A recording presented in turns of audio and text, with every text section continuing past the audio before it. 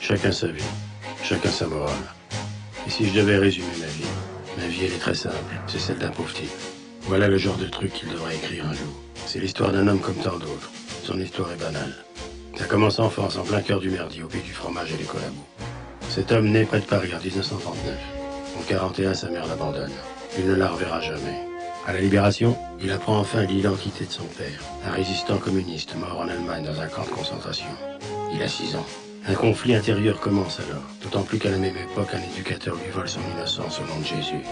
À 14 ans, poussé par la nécessité de survivre, il apprend le métier de boucher. Et pendant 10 ans, il travaille comme apprenti chez différents patrons, économisant sou après sou pour payer le bail de sa future boutique. À 30 ans, il y parvient et s'installe à Aubervilliers. Les débuts sont difficiles, mais au bout de 2 ans, son affaire chevaline prend de l'envol. Enfin, il peut vivre. Il rencontre une jeune ouvrière bobineuse et déchire son hymen à l'hôtel de l'Avenir, juste en face de l'usine où elle travaille. Et les événements se précipitent. 9 mois plus tard, il se retrouve père d'une fillette, Cynthia, dont la mère ne veut rien savoir. Elle les abandonne tous les deux et le père doit élever seul sa fille. Les années passent. La boucherie tourne tant bien que mal. Le boucher achète un petit appartement à crédit où la fille grandit, enfermée dans son mutisme. Sa puberté arrive. Elle prend des formes. Et le père, célibataire malgré lui, doit lutter contre la tentation. Et c'est alors que le drame éclate. La jeune fille a ses premières règles. Prise d'une douleur inconnue, elle part retrouver son père dans sa boucherie. Mais sur le chemin, un ouvrier tente de la séduire.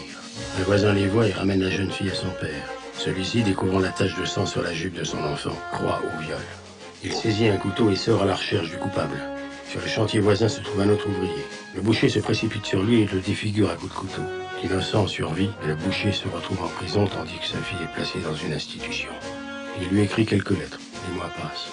Pour sortir de prison, le boucher doit céder son appartement et sa boutique. Il retrouve enfin la liberté, mais il a tout perdu. Pour survivre, il se fait engager comme serveur dans un café. Il devient l'amant de la patronne. Celle-ci tombe enceinte et lui propose de vendre le café pour repartir à zéro dans une autre ville, tous les deux. Avec l'argent du café, elle pourrait même lui payer le bail d'une boucherie. N'ayant pas le choix, l'homme accepte. Pour la première fois, il se rend à l'institution à garder sa fille et lui fait ses adieux. Celle-ci le regarde partir sans un mot. Le lendemain, à l'aube, il quitte la ville en voiture avec la patronne, espérant échapper au sombre tunnel de son existence.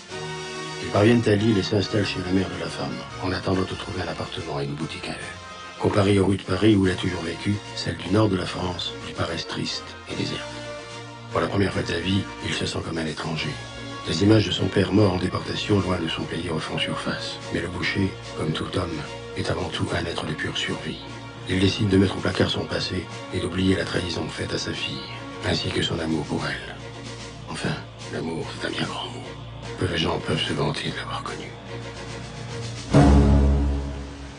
Voilà, ce type c'est moi, et sa vie c'est la mienne. Seulement aujourd'hui, cette vie je la recommence. Je repars à zéro. Oui, messieurs, dames, aujourd'hui, je fais repartir le compteur.